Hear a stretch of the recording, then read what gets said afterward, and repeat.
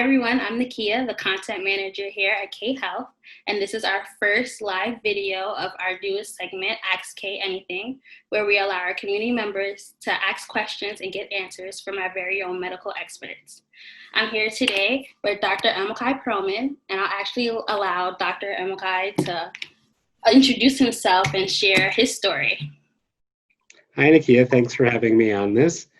I'm a doctor of clinical pharmacy and pharmacoepidemiology.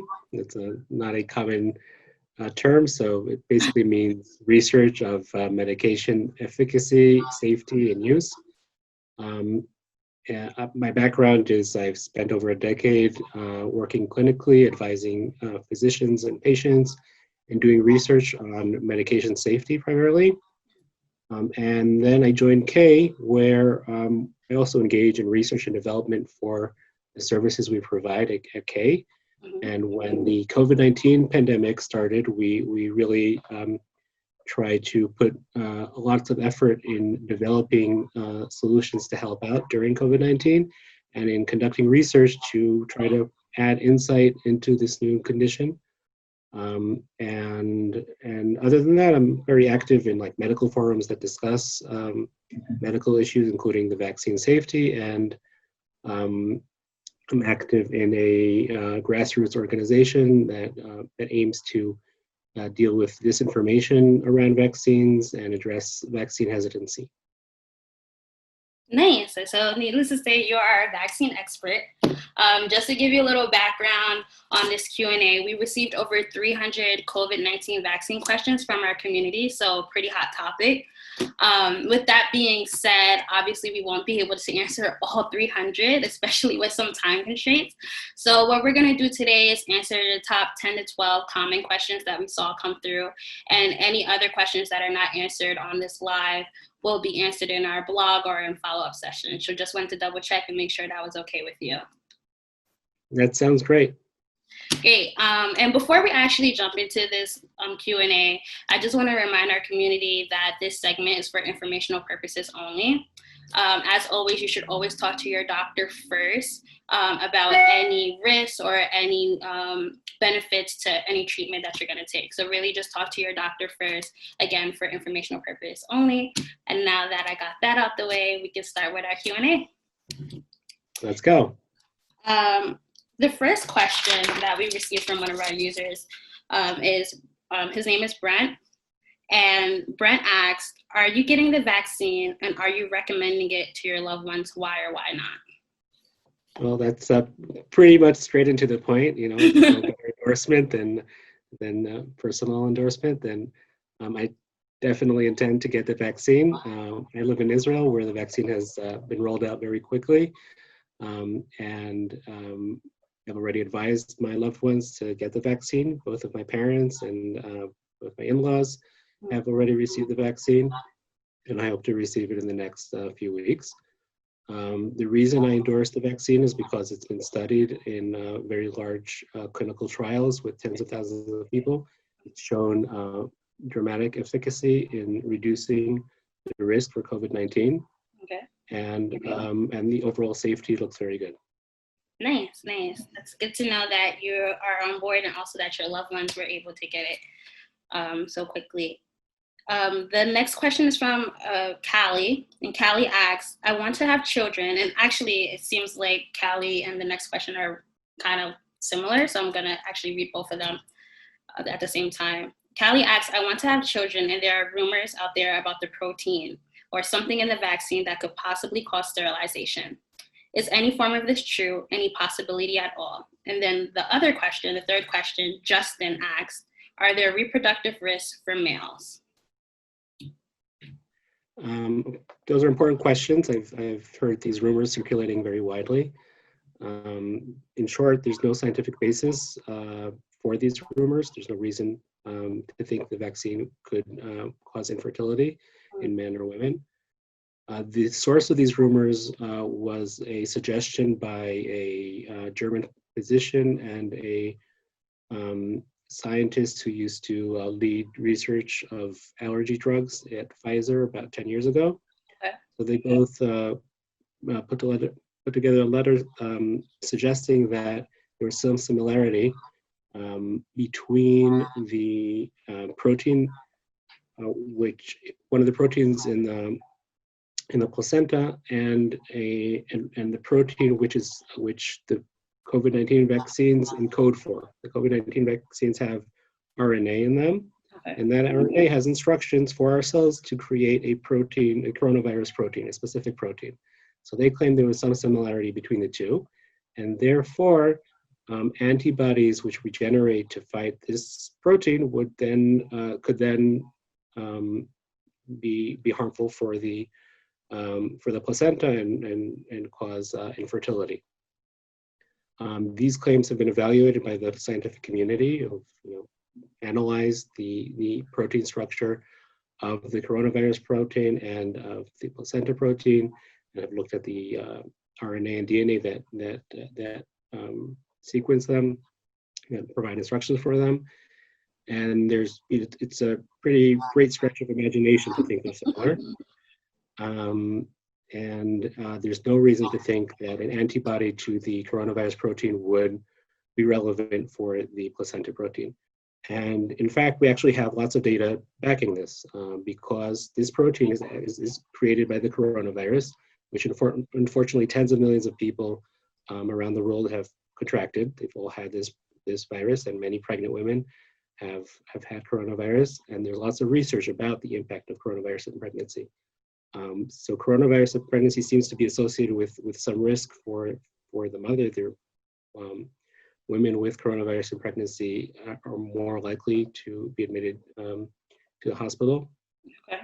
But in terms of pregnancy outcomes, there is not more miscarriage or more birth defects or any indication in general of reduced fertility. And therefore, there's really no basis for these rumors.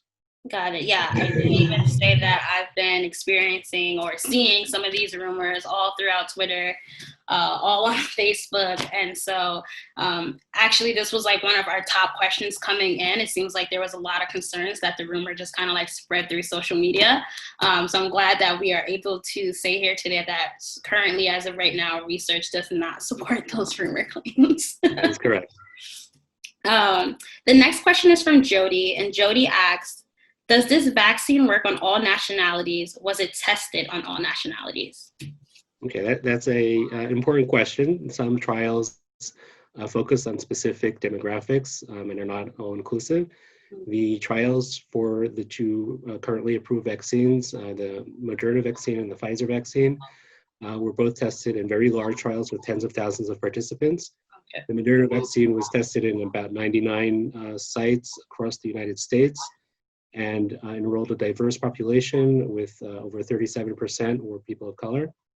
And the Pfizer trial was also conducted in the United States, but also included sites outside of the United States in Brazil and Argentina and South Africa. And they too enrolled a diverse population with good representation of people of color.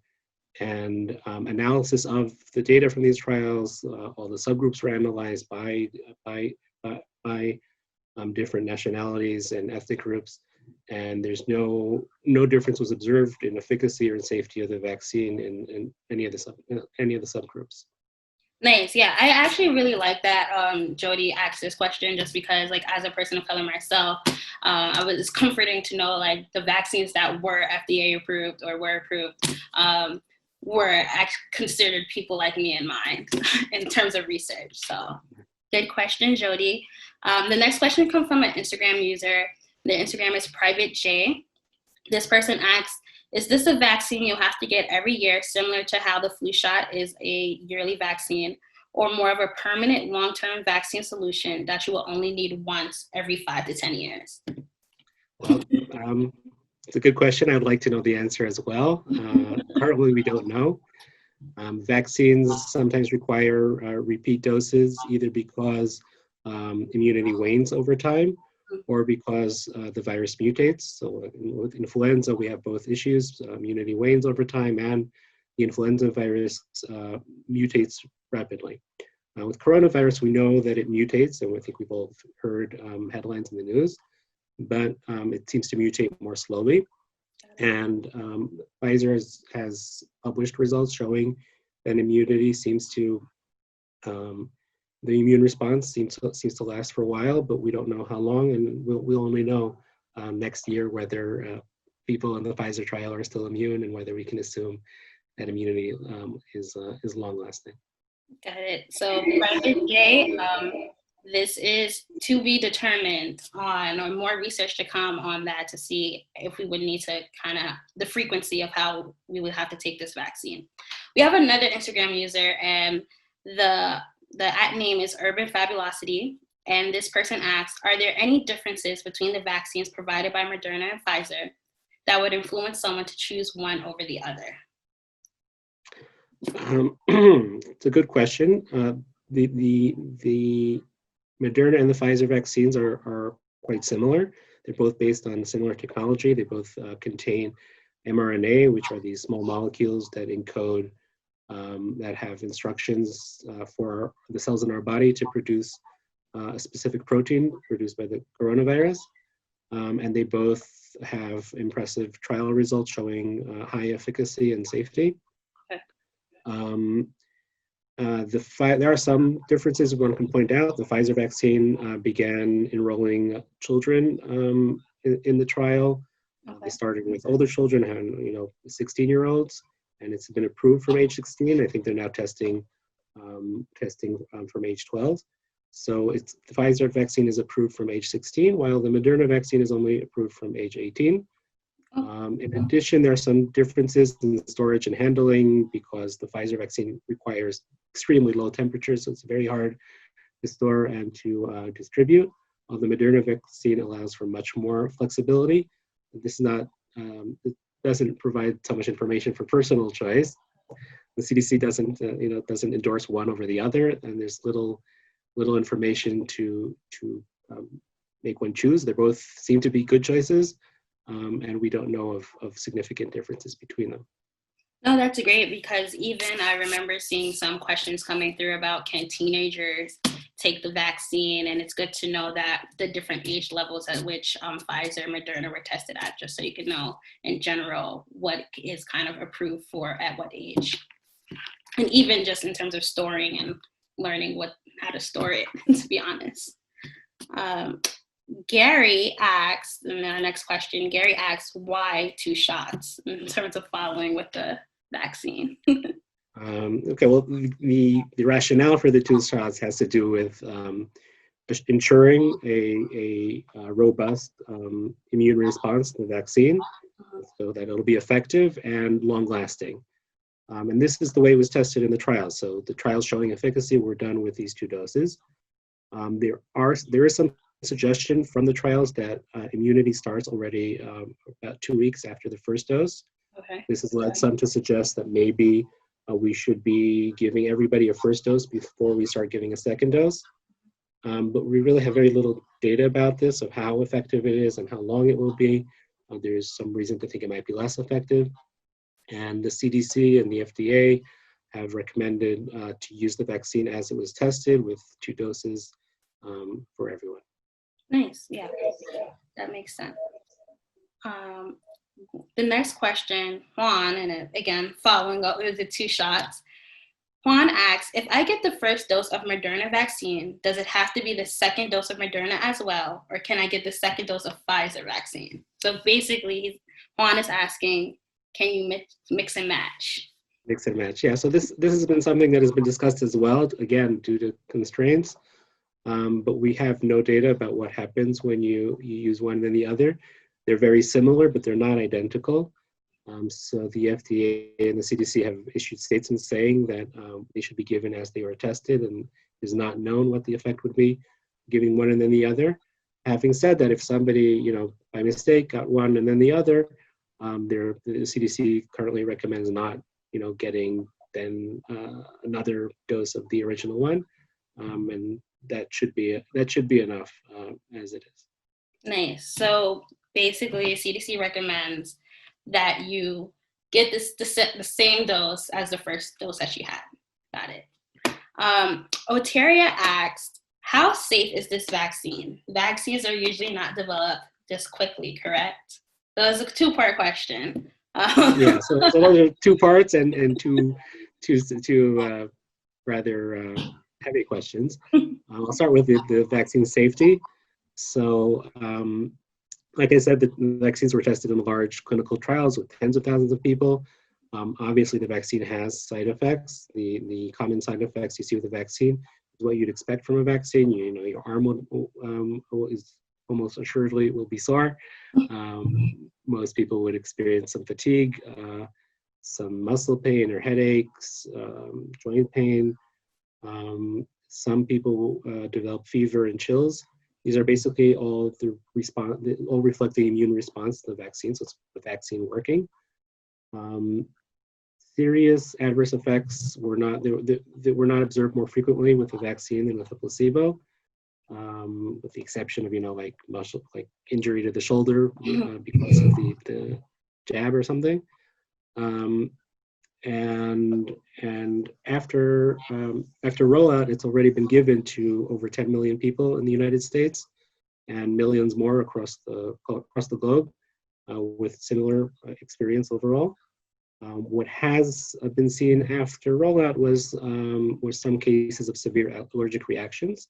These are rather rare, like 1 in 100,000 or so, but they can be serious and and have led to the CDC issuing some guidance to be more cautious with people with allergies. So overall, the vaccine looks quite safe and effective. And the second part of the question was related to the rollout of the development of the vaccine. How did it happen so quickly? Definitely much faster than vaccines till now. So I'll give this a three-part answer. There are three reasons it was shorter, and they are not because the FDA took huge shortcuts with this vaccine. The first is that the vaccine is based on 3 decades worth of research into mRNA technology. It's not the first time the technology has been tested. There's been a lot of work developing this, and therefore the technology was already ready for implementation with COVID-19. The second is that the United States government took on the financial risk related to developing a vaccine. Developing a vaccine costs hundreds of millions of dollars. It involves a lot of risk. So usually a company at each stage of development, stops, evaluates whether it wants to take the risk of investing more money. Every clinical trial costs a lot of money. Every manufacturing plant costs a lot of money. So here the United States government said, we're going to pay for the vaccines. You just start running the trials and building the manufacturing processes. So the companies were able to just run ahead, start building the factories before they had results, start doing phase 2 and phase 3 immediately and not stop in between. And the third element is that the CDC streamlined the approval processes instead of waiting till you collect all the data and then waiting online to get review and approval from the FDA.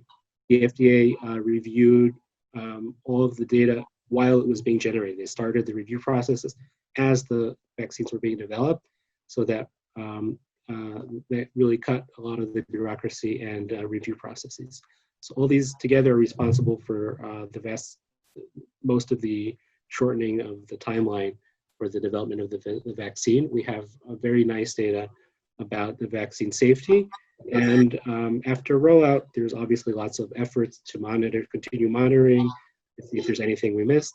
But there's truly an impressive amount of data showing the safety of vaccine, what happens after you get the vaccine.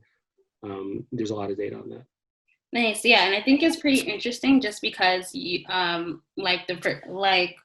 I want to say the name correctly, Arteria mentioned, is usually we don't see vaccines develop so quickly, but even just having this background knowledge about kind of the bureaucracy or the steps that's taken to kind of get a vaccine approved is just very interesting, and seeing how we had to come together quickly to just, solve this problem that's affecting millions and millions of people. The next question is from Cam, and Cam asks, can I still get the vaccine if I have allergies? Okay, that's an important question. Like we mentioned, after the vaccine was rolled out, we observed some cases of severe allergic reactions. They're thought to be related to to one of the ingredients of the vaccine called polyethylene glycol, or in short, it's PEG. And the people who develop reactions, it's rare, like 1 in 100,000. People all recovered, but it has risk to it and needs to be taken into account and managed. So the CDC issued recommendations that people with mild allergies not related to the vaccine can get the vaccine as usual. People with severe allergies should be monitored for longer, for like a half an hour after they receive the vaccine. If you're allergic to injections, then there's more of a question of whether you might be allergic to the vaccine. So there might be room for more monitoring and consulting allergologists. And people who are allergic or known to be allergic to the vaccine or to any of the components like the PEG, then there's a contraindication to receive the vaccine. They're not supposed to get it at this time. This is general guidance. The actual clinical decisions have to be taken in consultation with your health provider, and it could be much more nuanced than the guidance the CDC has issued. Got it. So generally, yes, but always check with your doctor first. Absolutely. That's a good summary. And then our last question, and the person actually didn't provide their name, but I think it's a good question just because it's maybe the sentiment of a lot of people watching this video here and watching the live stream. And so the person asked, I'm afraid to get it. What should I do? That's understandable. We've had a pretty intense year, and these are new things. So doing something new can always be have some anxiety related to it.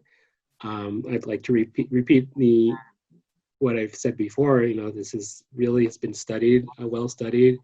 There are a lot of safeguards in place, monitoring the vaccine. So we have lots of data during the clinical trials, and already after rollout, we have millions of people who have received it. And lots of medical professionals and scientists around the world are monitoring the vaccine and are doing all that is possible for us to hopefully bring an end to the COVID pandemic so that we can gradually, hopefully, return to normalcy. Yeah, I think everyone would love some normalcy back in their lives. That was it for our questions today. I want to thank you, Dr. Perlman, just for honoring us with your presence and your expertise and your knowledge and just sharing that with us. I know I learned a lot today. I hope everyone else watching this learned a lot today. Again, we could not get to 300 plus questions today, but we will be following up with answers on our blog and doing a follow-up series just to kind of spread the information, spread the knowledge, get people informed about the COVID-19 vaccine, and kind of like help people kind of inch their way back to normalcy, as you just mentioned. And I want to thank you, and I just hope everyone enjoyed the rest of the day and they found this very helpful.